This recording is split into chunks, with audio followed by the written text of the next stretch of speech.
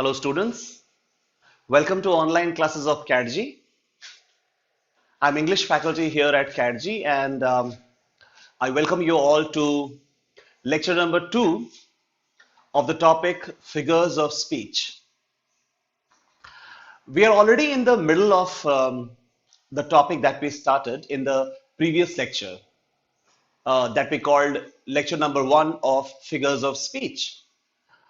To watch that lecture 1 of Figures of Speech, you can go to the YouTube channel of CATG and watch the first lecture. And now today, we'll catch up from that very point where we left it yesterday, and we'll start our lecture 2 of the topic Figures of Speech. Before we go ahead, we'll make a quick recap of what we did in the previous lecture and what we're going to do in the next lecture. इसको जानने के लिए best तरीका है कि हम लोग अपने बोर्ड को एक बार खुद से देख लें। आओ मिलकर बोर्ड को देखते हैं एक बार। इस बोर्ड पर लिखा है बच्चों, I'll show it here. इस बोर्ड पर लिखा है इन लेक्चर 1 we studied, यानी कि लेक्चर 1 जो इसके पहले का लेक्चर है जो तुम YouTube पे फिर से देख पाओगे, उसमें हमने पढ़ा था the topic simile, the topic metaphor, the topic personification and the topic alliteration. वहां हमने इसके बारे में बहुत डिटेल में बात की है और तुम उस लेक्चर को वीडियो को देखकर इसको रिवाइज कर सकते हो। और इसी टॉपिक को हम लोग यहीं से आगे बढ़ाते हैं और आज के लेक्चर में हम लोग बात करेंगे next in lecture 2 means today now we will study figures of speech like hyperbole, oxymoron, pun, synecdoche and metonymy. I'll repeat, children, there is something particular about the pronunciation of these terms as well. Pronunciation. इनको pronounce करने के भी अपने तरीके हैं जो थोड़ा उससे अलग है, जैसा हम सोचते होंगे उससे थोड़ा अलग है। इसे कई बार हम लोग हाइपरबोल पढ़ लेते हैं, मगर ये हाइपरबोल नहीं है, ये हाइपरबली है। हाइपरबली, ऑक्सीमोरन, पन, सिनेक, ये सिनेक्डॉक नहीं है, दिस इज सिनेक्डकी एंड मेटोनिमी। तो आज की क्लास में हम लोग इन फिगर्स ऑफ स्पीच के बारे में पढ़ाई करेंगे। तो अपनी पढ़ाई को स्टार्ट करते हैं फिगर्स ऑफ स्पीच के आज के फर्स्ट टॉपिक से, विच इज हाइपरबोली। तो बिफोर वी स्टार्ट हम क्या करते हैं कि बोर्ड को क्लियर कर देते हैं ताकि हम लोग आज के टॉपिक्स पे कंसंट्रेट कर सकें। तो तुम लोग के लिए इस एरिया को मैं मिटा रहा हूं। तो ये मेरे कल के टॉपिक्स थे जो मैंने यहां से मिटा दिए, और अब ये हमारे आज के टॉपिक हैं जो हम लोग स्टार्ट पढ़ाई करने जा रहे हैं। आज के टॉपिक्स में पहला है hyperbole. The figure of speech. Figure of speech कल के लेक्चर में, प्रीवियस लेक्चर में हमने बात की थी कि फिगर ऑफ स्पीच को मतलब होता है अलंकार, और हाइपरबोली को हिंदी में कहते हैं अतिशयोक्ति अलंकार। अतिशयोक्ति अलंकार का मतलब यह हुआ, अतिशयोक्ति मतलब बढ़ा चढ़ाकर कहना, जैसे बातों को बढ़ाकर कहना कि जैसा कि हमने प्रीवियस लेक्चर में बात की थी कि मैं तो वहां जाकर बिल्कुल खुशी से पागल हो उठा। खुशी से पागल तो मैं नहीं हुआ, मैं बहुत खुश हुआ, मगर खुशी से पागल नहीं हुआ। हाइपरबोली में क्या होगा? आई रिमेंबर जब मैं क्लास 10th में था तो मेरी हिंदी की टीचर ने, हमें याद है बहुत साल पहले की, कि हिंदी की टीचर ने एक फिगर ऑफ स्पीच बताया था हमें अतिशयोक्ति अलंकार का, कि एक ऐसा बाग है जहां गज कमल की पंखुड़ियों पर कूद कूद कर खेल रहे हैं। गज मीन्स हाथी, कमल की पंखुड़ियों पर कूद कूद कर खेल रहे हैं। This is so interesting. हाथी कमल की पंखुड़ियों पर कूद रहे हैं। कमल की पंखुड़ी तो बहुत ही छोटी होती है, उसके ऊपर हाथी कैसे कूद सकता है? तो ये एक ऐसा उदाहरण है जो दिखाता है कि हम किसी चीज को बढ़ा चढ़ाकर बोल रहे हैं। बढ़ा चढ़ाकर बोलने का हमारे क्या रीजन है? ये रीजन है कि हम चाहते हैं कि भाषा के अंदर एक अजब सा रोमांच पैदा हो, पढ़ने में मजा आए, सुनने में मजा आए। तो अतिशयोक्ति अलंकार या हाइपरबोली का मतलब जब हम बात को बढ़ा चढ़ाकर बोलते हैं। एग्जाम्पल, इंग्लिश में there are different expressions like I show you here. जैसे हाइपरबोली का एक एग्जाम्पल हम यहां लिखने जा रहे हैं। She was in a flood of tears. She was in a flood of tears. She was in a flood of tears. अरे, आंसू के आंसू बह रहा होगा, बहुत आंसू बह रहा होगा, लेकिन फ्लड ऑफ टेयर्स नहीं हो रहा होगा। ऐसा नहीं कि बाढ़ आ गई आंसुओं की बाढ़ नहीं आ सकती, मगर हमने कहा she was in a flood of tear. तो क्या किया हमने? वी एग्जैजरेटेड, वी एग्जैजरेटेड, अतिशयोक्ति, बढ़ा चढ़ा दिया। She was in a flood of tears. Hyperbole का एक और एग्जाम्पल हम लोग कई बार बोलते हैं कि hey don't tell my father, he'll kill me, my father will kill me, my father will not kill me, my father will scold me, my father will punish me, he cannot kill me। But हम बोलते क्या है? Hey, don't tell my father because my father will, यहां लिखते हैं my father will kill me। अब ये जो kill me, अरे kill me का मतलब तो होता है खून कर देना। तो क्या मेरे पिताजी मेरा खून कर देंगे? खून नहीं करेंगे, डांटेंगे, मारेंगे, पनिश करेंगे। मगर ऐसा बोलने से बात करने में मजा आता है, बात सुनने में मजा आता है, एक्सप्रेशंस कैच करने में मजा आता है। और कल प्रीवियस लेक्चर से अब तक में हम तुम्हें यही समझाने की कोशिश कर रहे हैं कि फिगर ऑफ स्पीच लैंग्वेज के साथ क्या करता है। ये लैंग्वेज के अंदर एक ट्विस्ट एंड टर्न पैदा करता है, एक रोमांच, मजा आता है सुनने में, और इसी के कारण लिटरेचर या साहित्य बनता है इससे मिलकर। सो फिगर ऑफ स्पीच में हमने अभी पढ़ा हाइपरबली, जिसका हमने दो एग्जाम्पल देखा, she was in a flood of tears, my father will kill me, examples like this. और ऐसे बहुत से एग्जाम्पल हो सकते हैं हाइपरबली के, मगर हम लोग तो अभी बस टॉपिक से इंट्रोड्यूस हो रहे हैं।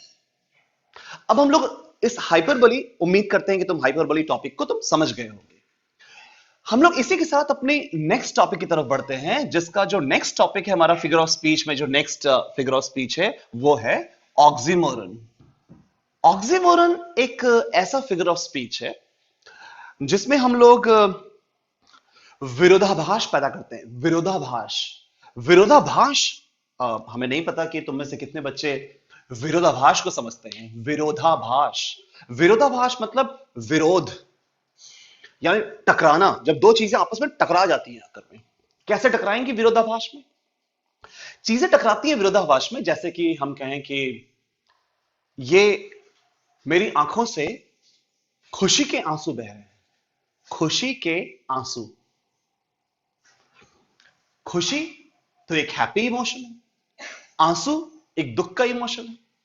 खुशी के आंसू बोलने से दो इमोशंस आपस में टकरा जा रहे हैं।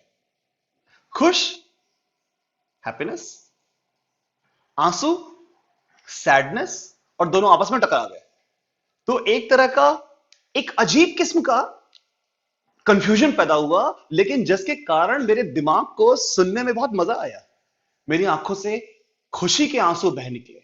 अच्छा, इंग्लिश में कहा जाए कि he was he was English में, let me talk about this in English, he was regularly irregular, he was regularly irregular to the class, regularly irregular, irregular मतलब रोजना आना, रेगुलरली इरेगुलर मतलब बिल्कुल रोजाना उसकी ये हैबिट थी कि वो इरेगुलर रहे। Now look at the two words, regular, irregular। Regular and irregular are two different contrasting words, different in meaning, rightly opposite in meaning। एक दूसरे के विरोध में खड़े हैं और दोनों साथ साथ आए और मिलकर एक मीनिंग पैदा किए, जिसको सुनने से एक लिसनर को मजा आया। जब हम और छोटे थे, स्कूल डेज में थे, तो एक स्कूल की, एक फेमस स्कूल की प्रिंसिपल थी उनका, और हम तो एक स्टूडेंट थे स्कूल के। तो हमें एक प्रिंसिपल का नाम पता चला, उनका नाम था चंचल गंभीर। चंचल गंभीर। तो when I was a small school going student, हम सोचते थे that titillated my brain a lot। मेरे दिमाग को बहुत गुदगुदी से होती थी ये नाम सुनकर, चंचल गंभीर। क्योंकि कोई इंसान अगर चंचल है तो बहुत चंचल होगा, गंभीर है तो बहुत सीरियस होगा। चंचल और गंभीर एक साथ कैसे हो सकता है? तो उनके नाम में एक अजीब सा टिटिलेशन या मजा था। चंचल गंभीर, regularly irregular, happily sad, happily sad, sad and happy, happily sad, sadly happy, regularly irregular, ऐसे सारे वर्ड्स के कॉम्बिनेशन को जब साथ साथ आते हैं तो वो अपने आप में एक अलंकार इंग्लिश का पैदा करते हैं, which in English is called oxymoron. और इसी को हम लोग अभी पढ़ रहे थे। Oxymoron is a figure of speech. तुम नोट कर सकते हो definition. Oxymoron is a figure of speech in which two words of absolutely contrasting meanings come together to create a certain effect। इसीलिए वो साथ आते हैं। ऑक्सीमोरन के एक दो एग्जाम्पल को यहां लिखा जाए। पहले तुम्हारे लिए हम हाइपरबोली की ये दो एग्जाम्पल इसको मिटा रहे हैं। तुम इसको बाद में नोट कर सकते हो बच्चों। वीडियो को रिवाइंड करके इसको नोट कर लेना। इसको यहां से हम हटा रहे हैं और यहां से हमने इसको हटाया हाइपरबोली को।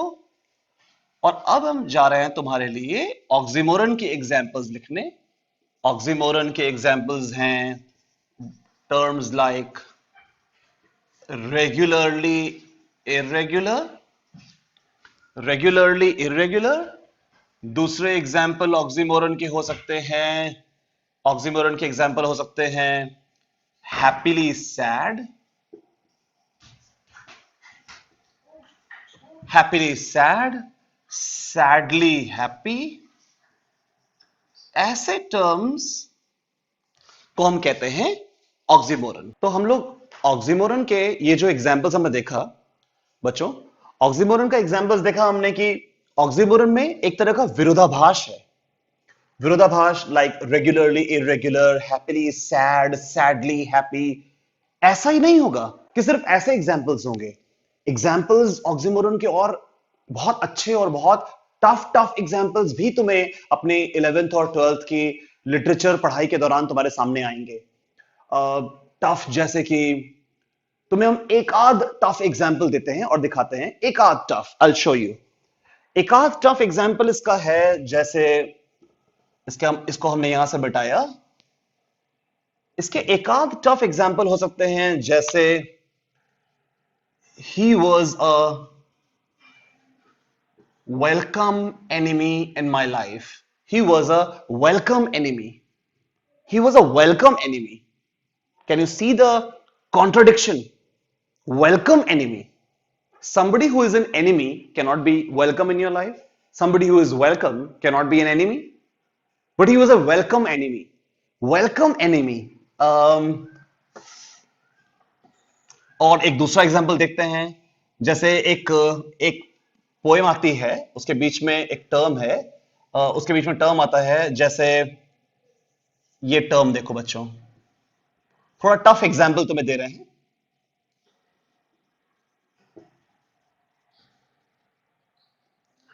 एक पोएम आती है क्लास 11th में, उसके क्लास 12th में आती है।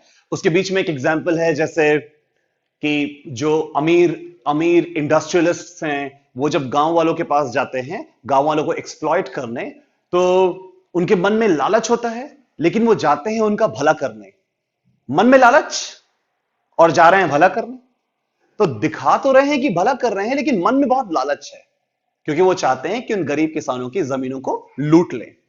उनके लिए एक टर्म यूज किया गया है, greedy good doers. Greedy good doers, look at the contradiction in the terms. इसी को ऑक्सीमोरन कहते हैं, इसे पहचानना सीखो। ग्रीडी गुड डूअर्स, ग्रीडी मतलब लालची, गुड डूअर मतलब भला करने वाले लोग। लालची जो है वो भला कैसे करेगा, और जो भला कर रहा है वो लालची कैसे होगा? बट लालची भला करने वाले लोग, greedy good doer. Can you see the combination? ये बड़ा इंटरेस्टिंग कॉम्बिनेशन है जो ऑक्सीमोरन नाम के फिगर ऑफ स्पीच को पैदा करता है। सो ऑक्सीमोरन, उम्मीद करते हैं कि तुम लोग समझ गए होगे। इस ऑक्सीमोरन के साथ हम लोग अपने नेक्स्ट फिगर ऑफ स्पीच की तरफ मूव कर रहे हैं बच्चों, जिसको बोलते हैं पन। पहले इसको यहां मिटा दें, इस एग्जांपल्स को। वेलकम एनिमी और ग्रीडी गुड डूअर को यहां से हमने क्लीन कर दिया, और अपने नेक्स्ट पॉइंट की तरफ हम मूव किए, विच इज पन। पन भी इंग्लिश का एक बहुत छोटा और बहुत प्यारा फिगर ऑफ स्पीच है। क्या होता है लैंग्वेज के अंदर कि बहुत बार हम शब्द यूज करते हैं, एक एक शब्द, लेकिन उसी शब्द के दूसरे दूसरे अर्थ भी होते हैं।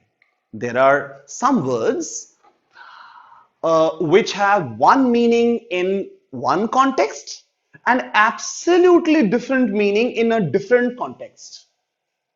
But when you use a word which has got possibly two meanings, maybe with a slight spelling change, थोड़ा बहुत स्पेलिंग का चेंज भी हो सकता है, थोड़ा थोड़ा स्पेलिंग का चेंज भी हो सकता है। बहुत ध्यान सुनना बच्चों, पेशेंस लूज नहीं करना। जैसे दो वर्ड्स हैं, उनका सुनने में एक है, स्पेलिंग में भी आसपास हैं, और तुम लेकिन एक का मतलब कुछ है और दूसरे वाले का मतलब कुछ और है, लेकिन तुमने एक कॉन्टेक्स्ट में एक वर्ड को यूज किया और मीनिंग दूसरे वाले की एम की। तो इस कॉन्टेक्स्ट में एक अजीब सा मजेदार फीलिंग पैदा होगी। शायद तुम समझ पाए या नहीं समझ पाए, डोंट वरी, एग्जाम्पल से हम तुमको प्रूव करते हैं इस बात को। क्या कहा हमने? हमने कहा कि दो वर्ड्स हैं जिनकी मीनिंग्स अलग अलग कॉन्टेक्स्ट में अलग अलग है, दोनों की स्पेलिंग भी थोड़ी थोड़ी फर्क हो सकती है, और तुम एक वर्ड यूज कर रहे हो और दूसरे की मीनिंग मीन कर रहे हो, तो लैंग्वेज में क्या पैदा होगा? अरे वही ट्विस्ट एंड टर्न पैदा होगा जिसको सुनने से मजा आता है। जैसे क्लास 10th लेवल पर एक प्ले शेक्सपियर का था जिसका नाम था Julius Caesar. Julius Caesar play के बहुत शुरुआती पोर्शन में एक कॉबलर बैठा हुआ था और वो बैठ के कुछ काम कर रहा था, और जूलियस सीजर बिल्कुल बिगिनिंग ऑफ प्ले में जूलियस सीजर अपनी लड़ाई जीतकर और पॉम्पी द ग्रेट पे लड़ाई जीतकर बस वापस आ रहा था अपने राज्य में, and everybody was very happy, सब बहुत खुश थे।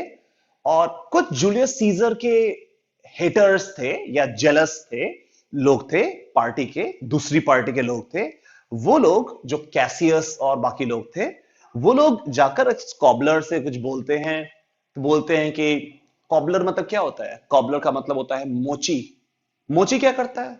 मोची जूते बनाता है, जूते चप्पल सीलता है, बनाता है।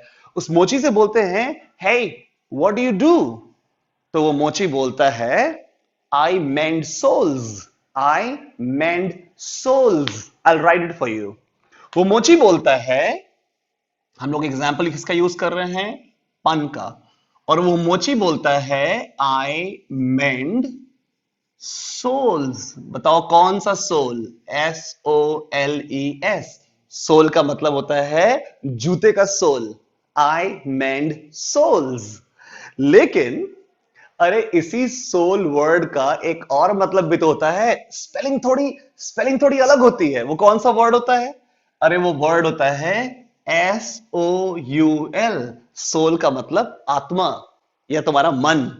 अगर तुम इसी को ऐसे मीन करो, बच्चों यहां तुम्हें लिख के दिखाते हैं, अगर मीन करो कि वो कॉबलर ने कहा आई मेंड सोल्स और उसकी स्पेलिंग चेंज कर दो, देखो क्या हो जाएगा।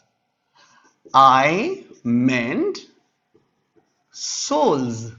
आई मेंड सोल्स का मतलब हुआ कि मैं लोगों को ठीक करता हूं, मनों को, आत्माओं को, लोगों को ठीक करता हूं। मतलब बदमाश लोग, तुम सब सीजर से जलते हो ना, what do you do? I mend souls, मतलब मैं लोगों को ठीक करता हूं, तुम जैसे बदमाश लोगों को ठीक करता हूं। लेकिन उसने कहा क्या? उसने कहा आई मेंड सोल्स, मतलब मैं जूते के सोल, तली को ठीक करता हूं। और साथ ही साथ उसी कॉन्टेक्स्ट में एक और मीनिंग निकल के आई कि उसने कहा मैं जूते का सोल ठीक करता हूं, और तुम्हें यह भी सुनाई पड़ा कि मैं लोगों को, बदमाश लोगों को ठीक करता हूं। तो बात हुई एक, मीनिंग आई दो। बात हुई एक, मीनिंग आई दो। वर्ड यूज हुआ एक, मीनिंग आई दो। जब कभी ऐसा होता है तो वहां एक इंटरेस्टिंग फिगर ऑफ स्पीच का इस्तेमाल होता है, और उस फिगर ऑफ स्पीच का नाम है इंग्लिश में पन। PUN। बहुत प्यारा फिगर ऑफ स्पीच है ये, पन। आई मेंट। उम्मीद करते हैं बच्चों तुम कंफ्यूज नहीं हुए होगे, समझ गए होगे। इस पोर्शन को समझने में दिक्कत आए तो वीडियो को थोड़ा पीछे करना और मेरी कही सारी बातों को एक बार फिर से सुनना। आई एम श्योर तुमको समझ में आ जाएगी। आई मेंट सोल्स, उसने कहा ये, और मतलब ये भी निकल के साथ साथ आ गया। तो सोल और सोल सुनने में एक जैसे वर्ड्स हैं, तो एक बोलने से दूसरे वाले का मीनिंग भी साथ ही साथ सुनाई पड़ गया। एक और एग्जांपल तुम्हें देते हैं पन का। जैसे पन का एक और एग्जांपल, एक पोएम क्लास 12th में फिर है, जिसमें पोएट कहता है कि इस दुनिया में बहुत अशांति हो गई है, और हम लोग को इस दुनिया की अशांति को ठीक करने के लिए सारे देशों को आपस में लड़ना बंद कर देना चाहिए। और जब लड़ना बंद करेंगे तो हथियारों का हम बहुत यूज करते हैं, हथियारों का।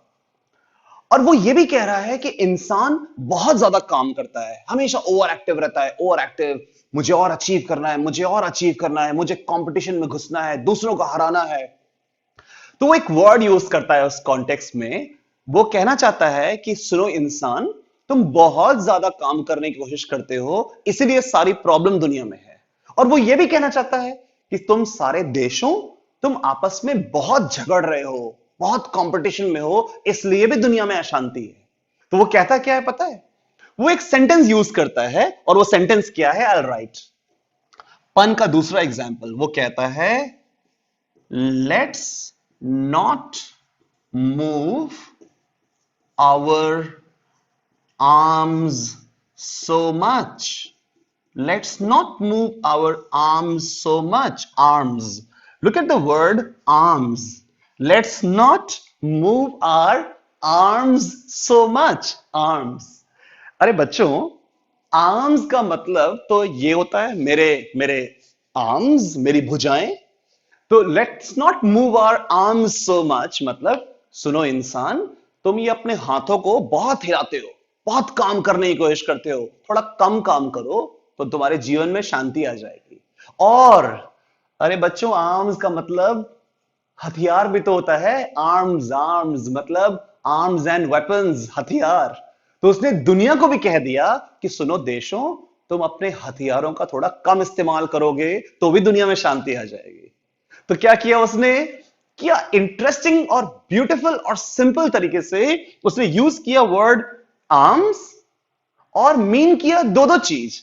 एक मीन किया human arms of the body, human arms, यहां पर लिख दें आर्म्स ऑफ द बॉडी। और दूसरा क्या मीन किया उसने? Arms and weapons. एक आर्म्स यूज किया और दो मीनिंग मीन किया। और कौन से फिगर ऑफ स्पीच का ब्यूटीफुल इस्तेमाल हो गया बच्चों? पन का ब्यूटीफुल इस्तेमाल हो गया। इस तरीके से उम्मीद करते हैं कि तुम लोग पन फिगर ऑफ स्पीच को भी एकदम अच्छी तरह समझ चुके हो। भूलो नहीं कि हम लोग जब अपने लेक्चर को आगे बढ़ाएंगे और चैप्टर्स, पोएम्स वगैरह पढ़ेंगे, तो I will be discussing with you all this year, I will be discussing with you जहां जहां पे फिगर ऑफ स्पीच आएगा, I will be off and on mentioning that to you. और बार बार हम लोग पीछे आके इन वीडियोस को रेफर भी कर सकते हैं। अब हम इसको यहां से मिटा देते हैं, यहां से मिटा रहे हैं तुम्हारे लिए। तुम अपने वीडियो को पीछे करके कॉपी में इसको जरूर नोट कर लेना। ये हमने इसको यहां से क्लियर किया, और इसी के साथ हम लोग अपने नेक्स्ट फिगर ऑफ स्पीच की तरफ मूव किए। और हमारा नेक्स्ट फिगर ऑफ स्पीच क्या है बच्चों? वो है सिनेक्डकी। हमारा नेक्स्ट फिगर ऑफ स्पीच है सिनेक्डकी। सिनेक्डकी एक बढ़िया फिगर ऑफ स्पीच है, थोड़ा स्टैंडर्ड है, थोड़ा बड़े बच्चे पढ़ते हैं इसको। तो अब तुम्हारे पढ़ने का टाइम आ गया है। 11th 12th में आके सिनेक्डकी और मेटोनिमी को जान लेना चाहिए। It's a good figure of speech, बहुत अच्छा फिगर ऑफ स्पीच है। Synecdoche is a figure of speech in which, तुम डेफिनेशन चाहो तो नोट कर सकते हो। Synecdoche is a figure of speech in which we use part for whole and whole for part. I repeat. In synecdoche, we use part of something to signify the whole. whole का मतलब WHOLE. HOLE वाला नहीं, WHOLE वाला. Part to signify the whole, यानी कि किसी चीज के पार्ट को पूरे को सिग्निफाई करने के लिए या पूरे को कुछ पार्ट को सिग्निफाई करने के लिए. यानी हमने एक छोटा हिस्सा बोला और पूरा मीन कर लिया, या पूरा बोला और एक छोटा हिस्सा मीन कर लिया. अगर दोनों में से कुछ भी एक काम किया तो कौन सा फिगर ऑफ स्पीच यूज किया? सिनेक्डकी फिगर ऑफ स्पीच यूज किया. कैसे? I'll explain to you with help of examples. पहले किया हमने कहा सिनेक्डकी में क्या होता है बच्चों? सिनेक्डकी में we use part to represent the whole. पहले यहां लिखते हैं part to represent the whole, और दूसरा whole to represent the part. Whole to represent the part. Part to represent the whole. Whole to represent the part. हम पहले ही बता चुके हैं कि सिनेक्डकी जो फिगर ऑफ स्पीच है वो थोड़ा बड़े बच्चों के लिए है और थोड़ा टफ है, लेकिन उसके बावजूद ऐसा नहीं है कि तुम समझ नहीं पाओगे. इसको बहुत अच्छे से समझ सकते हो. हम तुम्हें आसान एग्जांपल्स के थ्रू तुम्हें इसको समझाएंगे. देखो, सिनेक्डकी में हमने तुम्हें बताया अभी कि सिनेक्डकी फिगर ऑफ स्पीच में दो पार्ट होते हैं, दो कंपोनेंट होते हैं. या तो पार्ट होल को रिप्रेजेंट करता है या होल पार्ट को रिप्रेजेंट करता है. देखो, एग्जाम्पल के थ्रू इसको और समझने की कोशिश करते हैं. Part to represent the whole. कैसे पार्ट रिप्रेजेंट करता है होल को? ये जो whole to represent the part है, इसको हम लोग अभी इसके बाद पढ़ेंगे, इसलिए इसको एक बार मिटा रहे हैं यहां से. ये हमने मिटाया. अब पहले इस ए को पढ़ लें. सिनेक्डकी का ए 1. देखो, क्लास 10th में मुझे नहीं पता तुम में से कितने बच्चों ने एक पोएम थी ओजीमैंडियस, वो पढ़ी है कि नहीं, मतलब नहीं पढ़ता.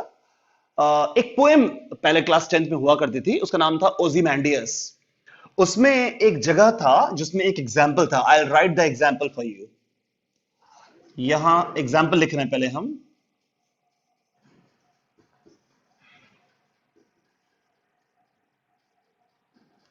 The hands that mocked and the heart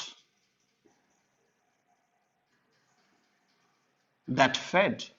The hands that mocked, the hands that mocked and the heart that fed. एक दूसरा एग्जाम्पल लिखते हैं. लिखकर पहले एग्जाम्पल लिख ले, फिर तुम्हें समझाएंगे. जैसे दूसरा एग्जाम्पल है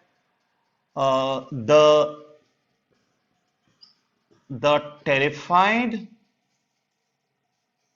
hands of the lady were lying on the floor.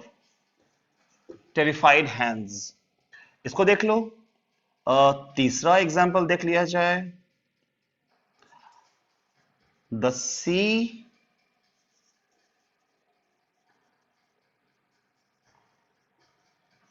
washed away their transient feet. इन कठिन कठिन एग्जाम्पल्स से तुम घबराना नहीं. इन कठिन एग्जाम्पल्स को समझने की कोशिश की जाए. थोड़ा कठिन है, डरना नहीं. The hands that mocked and the heart that fed. ये एक पोएम के बीच की लाइंस हैं. इस पोएम में क्या था कि एक बड़ा ही अत्याचारी राजा था और उसने अपना एक बड़ी सी मूर्ति बनवाई थी, बहुत बड़ी मूर्ति बनवाई थी, और बहुत घमंडी था वो. और बात हो रही है कि जिस स्कल्प्टर ने उस मूर्ति को बनाया होगा, उसने जब मूर्ति को बनाया था तो उस मूर्ति के कुछ एक्सप्रेशंस थे, बहुत घमंड वाले एक्सप्रेशंस. तो जब उस बहुत घमंड वाले एक्सप्रेशंस को उसने मूर्ति पे बनाया होगा, तो कहीं ना कहीं वो राजा राजा का मजाक भी उड़ा रहा था कि हे राजा, देखो तुम कितने घमंडी हो। तो उसका मजाक उड़ा रहा था, और ऐसा रोबीला मूर्ति बनाकर कहीं ना कहीं राजा के हार्ट को, मतलब सेटिस्फाई भी कर रहा था, उसके ईगो को सेटिस्फाई कर रहा था कि महाराज आप इतने महान हैं। तो उसी मूर्तिकार एक समय में दो काम किया।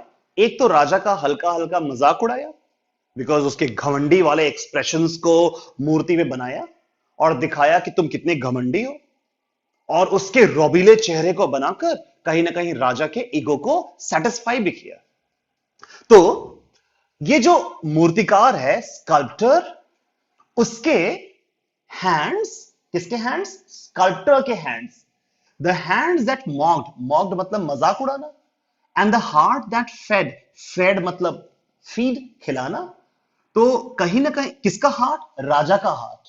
तो ये जो स्कल्प्टर था, उसके हाथ उस एक्सप्रेशंस को बनाकर राजा का मजाक उड़ा रहे थे, और उसी राजा के हार्ट को, उसके ईगो को, उसके मन को कहीं ना कहीं फीड कर रहे थे ऐसी एक्सप्रेशंस देकर। ये उस पोएम के बीच की लाइन है। पूरी पोएम तो हम लोग पढ़ नहीं रहे हैं, लेकिन हम लोग फिगर ऑफ स्पीच को पहचानने की कोशिश जरूर कर रहे हैं। The hands that mocked and the heart that fed. देखो, हैंड्स दैट मॉक्ड, हैंड्स। अब बताओ बच्चों, हैंड्स, क्या हम लोग हम लोग एग्जाम्पल इंग्लिश में बोलते हैं, आई राइट इट हियर। हम बोलते हैं कि आजकल कोरोना वायरस के कारण बहुत सी कंपनीज बोल रही हैं कि हम आपकी पूरी हेल्प नहीं कर पाएंगे, आपको पूरी सर्विसेज नहीं दे पाएंगे, because we are short of hands. पर यहां लिख दें, we are short of hands, we are short of hands. हम लोग के पास लोग कम हैं, लोग। अब बताओ, हैंड्स का मतलब तो सिर्फ हाथ होता है, हैंड्स का मतलब तो सिर्फ हाथ होता है। तो अगर हैंड्स का मतलब हाथ है, तो हैंड्स, क्या हमारे पास हाथ कम है या हमारे पास लोग कम है? सोच के बताओ बच्चों।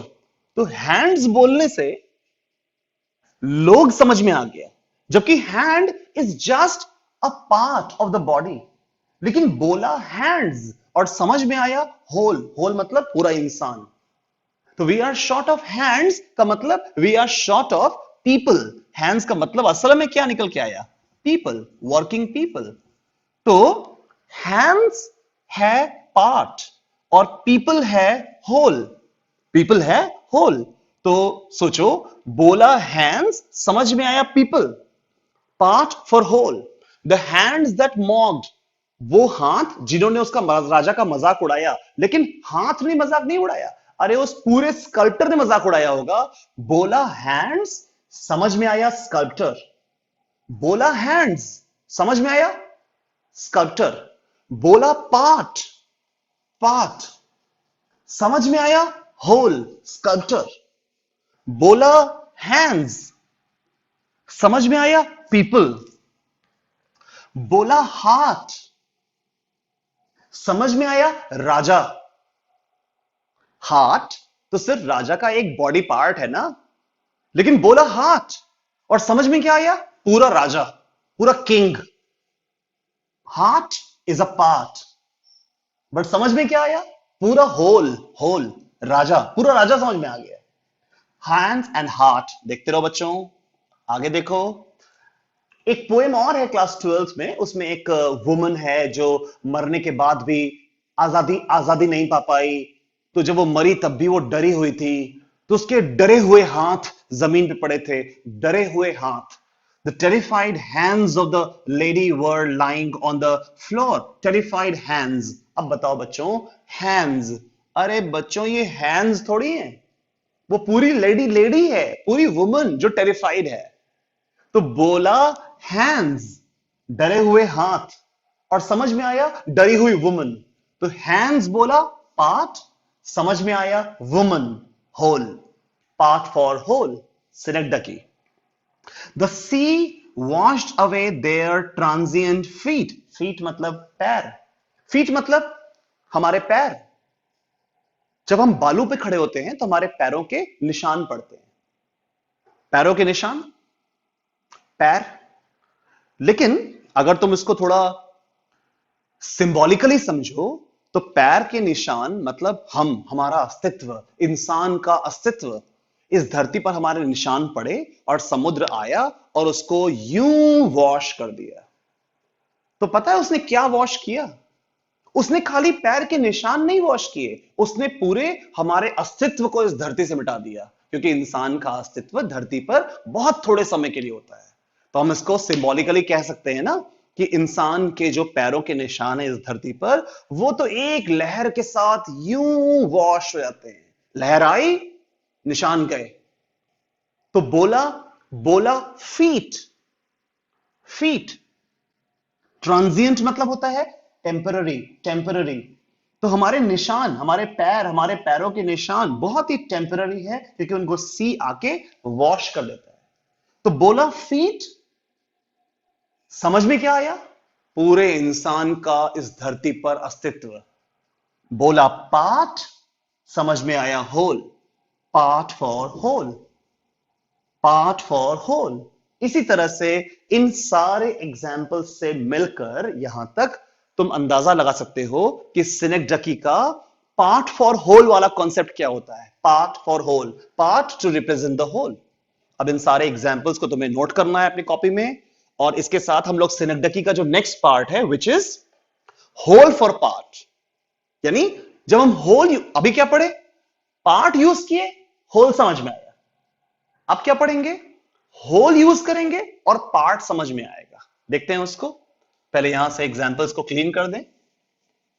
ये एग्जाम्पल्स को हमने यहां देखो मिटाया, ये सारा, ये सब सब, ये सब यहां तक क्लीन कर दिया। और अब हम लोग इसका पार्ट बी पढ़ने जा रहे हैं, पार्ट बी। और पार्ट बी क्या है इसका? पहले यहां ठीक कर दें इसको। Part part B, part B है इसका whole to represent the part. यानी इस बार होल पार्ट को रिप्रेजेंट करेगा, होल पार्ट को रिप्रेजेंट करेगा। कैसे? यह आसान है, इसको समझना आसान है। जैसे हम लोग इसका एक बहुत आसान एग्जाम्पल तुम्हें देते हैं। जैसे हम लोग बोलते हैं कि आज भारत और पाकिस्तान, जैसे मान लो कि साइना नेहवाल का मैच है किसी चाइना के बैडमिंटन प्लेयर से। Saina Nehwal is one badminton player of India और उसका मैच है किसी चाइना के बैडमिंटन प्लेयर से, चाइना के बैडमिंटन प्लेयर से। तो हम बोलते हैं कि today India is playing against China in badminton competitions और series. India is playing against China. जबकि अरे क्या पूरा इंडिया लड़ने जा रहा है क्या आज चाइना से बैडमिंटन में? क्या पूरा इंडिया और पूरा चाइना क्या आपस में लड़ने जा रहे हैं? पूरी इंडिया का एक प्लेयर और पूरे चाइना का एक प्लेयर, दोनों आपस में लड़ेंगे। और हमने बोला क्या? India is playing against China. कुछ समझ पा रहे हो? Whole to represent the part. India is whole, whole. China is whole, whole to represent the part. कौन सा part? Saina Nehwal and the Chinese player. तो whole यूज किया हमने क्या रिप्रेजेंट करने के लिए? पार्ट को रिप्रेजेंट करने के लिए, क्योंकि साइना नेहवाल तो पूरी इंडिया का एक पार्ट है, वो चाइनीज प्लेयर भी पूरे चाइना का एक पार्ट है। और हमने बोला क्या? हमने बोला इंडिया इज, रुक जाओ ठीक कर दें, India is playing against China. No, India is not actually playing against China. One Indian player is playing against one Indian player of China and we say India is playing against China. तो देखो, India is whole, China is also whole and they are representing the part. Which is the part? One badminton player. इस तरह से तुम देखो कि सिनेक्डकी दो काम कर पाता है, पार्ट फॉर होल और होल फॉर पार्ट। उम्मीद करते हैं तुम लोग सिनेडकी को अच्छी तरीके से समझ गए होगे और हम लोग इस तरीके से अपने लास्ट फिगर ऑफ स्पीच की तरफ जा रहे हैं, अपने लास्ट फिगर ऑफ स्पीच की तरफ। और हमारा लास्ट फिगर ऑफ स्पीच है, हमारा लास्ट फिगर ऑफ स्पीच है बच्चों, जो हम लोग इस अपने लेक्चर में पढ़ाई करेंगे आज, वो है मेटोनिमी। मेटोनिमी, मेटोनिमी भी एक बहुत बढ़िया फिगर ऑफ स्पीच है, बहुत बढ़िया, बहुत थोड़ा थोड़ा टफ है, थोड़ा टफ। तुम इसको बचपन से सुनते आ रहे हो। एग्जाम्पल हम बताते हैं कैसे। तुमने ये एग्जाम्पल सुना होगा आज के पहले, बचपन में, बचपन से। यहां लिख रहे हैं,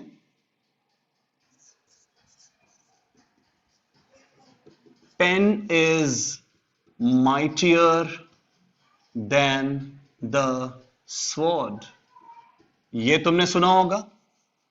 तुमने ये भी सुना होगा कि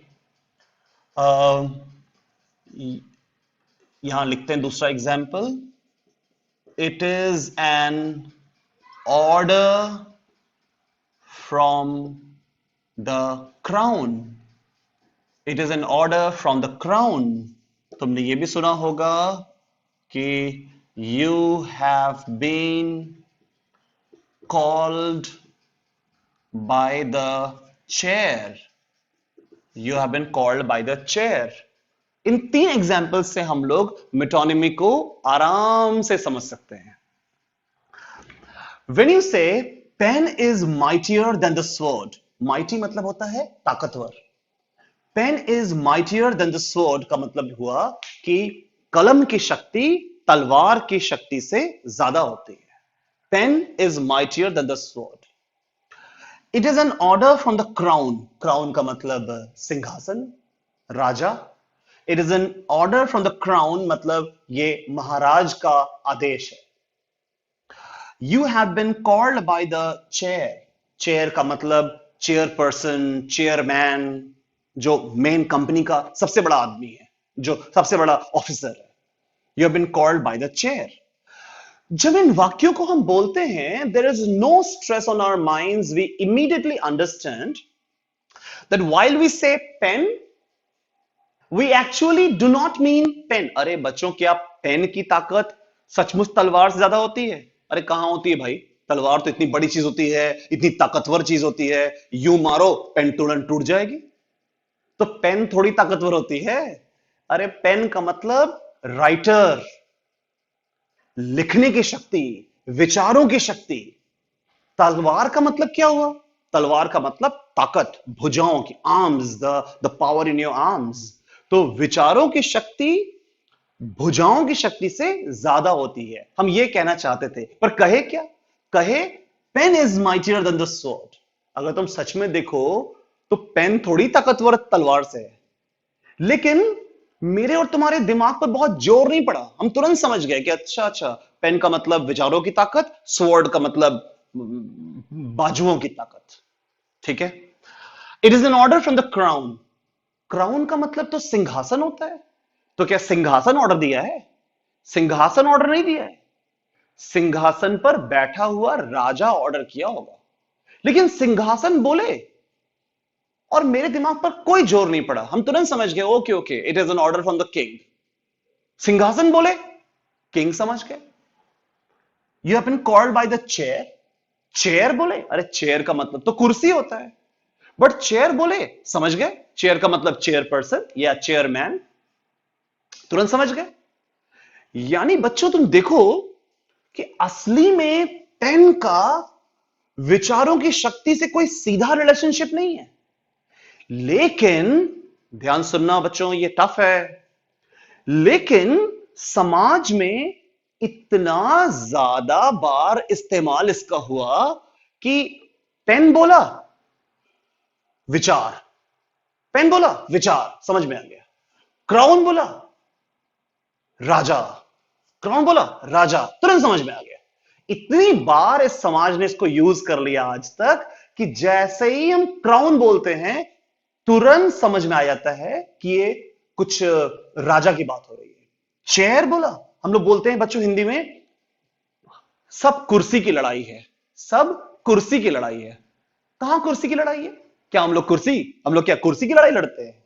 कुर्सी का मतलब पावर। कुर्सी बोला, पावर समझ में आ गया। पता है तुमको भी समझ में आ जाता है, हमें भी समझ में आ जाता है। इसका मतलब इस समाज ने इतनी बार यूज कर दिया इसको, कुर्सी को पावर के लिए, कुर्सी को पावर के लिए, क्राउन को राजा के लिए, पेन को विचारों के लिए, स्वॉर्ड को ताकत के लिए, इतना यूज कर दिया कि बोला बोला कोई वर्ड, बात कोई और समझ में अपने आप आ गई, अपने आप आ गई। और जब ऐसा होता है तो ऐसे फिगर ऑफ स्पीच को हम लोग कहते हैं metonymy. So metonymy is a figure of speech in which one word is used to mean something different from it, something different from it, or something very different from it, but the two words have been used together or for each other so many times earlier in language that one is used to mean the other spontaneously. I repeat my definition. Metonymy is a, धीरे धीरे सुनो समझ में आएगा. Metonymy is a figure of speech in which one word or term is used to mean something else. The word might be very different also from the other meaning, but they have been used for each other so many times in language, in society, that using one word immediately makes us understand the other. And when this happens in language, this kind of figure of speech that happens is called metonymy.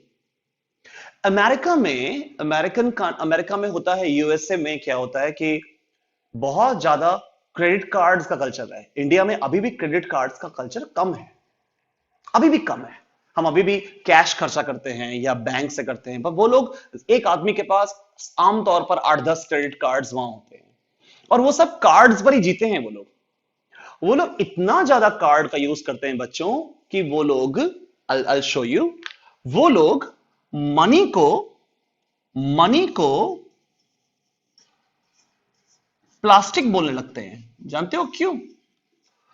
क्योंकि plastic का मतलब credit cards, और बार बार क्योंकि जब उनको पैसे की जरूरत होती है तो वो कार्ड निकालते हैं पॉकेट से, जब पैसे जरूरत पड़ती है कार्ड निकालते हैं, तो पैसे का मतलब प्लास्टिक।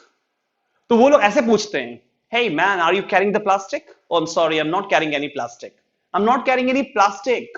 प्लास्टिक का मतलब मनी, और वो प्लास्टिक बोल के मनी समझ लेते हैं, जबकि सोचो प्लास्टिक और मनी में क्या रिलेशनशिप है? कुछ नहीं। लेकिन इतनी बार बोल लिया उन्होंने कि बोला प्लास्टिक, समझ में आया मनी। इसलिए ऐसे फिगर ऑफ स्पीच, तो यानी उन्होंने, जानते हो कौन सा फिगर ऑफ स्पीच यूज किया? उन्होंने मेटोनिमी यूज किया, ऐसा बोलकर। एक 10th में पहले पोएम थी frog and Nightingale. Frog and Nightingale poem में लिखा था कि, ऐसा लिखा था कि वो जो नाइटिंगेल गाती थी बर्ड, और एक बदमाश फ्रॉग था, बहुत धोखेबाज फ्रॉग था, वो बैठ के वो गाती थी और वो इंसान गिनता था कि कौन कौन सुनने आया है और उनसे पैसा लेता था, उनसे पैसा, टिकट का पैसा लेता था। नाइटिंगेल बर्ड गाती थी, लोग बैठते थे, जंगली जानवर, और फ्रॉग उन सबसे पैसे लेता था। तो फ्रॉग उनसे पैसे लेता था, उसके लिए वर्ड यूज किया गया कि, यहां हम तुम्हें लिख कर दिखाएं, फ्रॉग उनको लेता था पैसा और लिखता था, the frog collected silver from the audience. The frog collected silver from the audience. Silver, now सोचो बच्चों, सिल्वर का मतलब तो चांदी होता है, तो क्या वो ऑडियंस से चांदी कलेक्ट करता था? नहीं, सिल्वर का मतलब हो गया सिल्वर कॉइन्स या पैसे। तो बोला सिल्वर और समझ में आया पैसा, जबकि सिल्वर एग्जैक्टली पैसा नहीं है, लेकिन बोला सिल्वर, समझ में आया पैसा। One word which is not exactly related to the other, which is not exactly related to the other, but they have been used for each other so many times in language that you use one word and you understand the other. इस तरह के figure of speech के इस्तेमाल को हम लोग metonymy कहते हैं, मेटोनिमी. हम लोग इस तरीके से उम्मीद करते हैं बच्चों तुम लोग मेटोनिमी को भी समझ गए होगे. और जब तुम इन दोनों फिगर ऑफ स्पीच के लेक्चर को, लेक्चर 1 एंड लेक्चर 2 को बारी बारी से देख लोगे, I suggest to you children, bore मत होना इन लेक्चर्स से. ये मत सोचना कि अभी तक सर ने कोई चैप्टर नहीं पढ़ाया, कोई पोएम नहीं पढ़ाई, ऐसा मत सोचना. जो हम लोग पढ़ रहे हैं बच्चों, इसको पढ़े बिना तुम लिटरेचर 2 साल सही तरीके से पढ़ ही नहीं पाओगे. तुम्हारे बोर्ड एग्जाम तक तुमसे बोर्ड में पूछा जाता है what is the figure of speech used.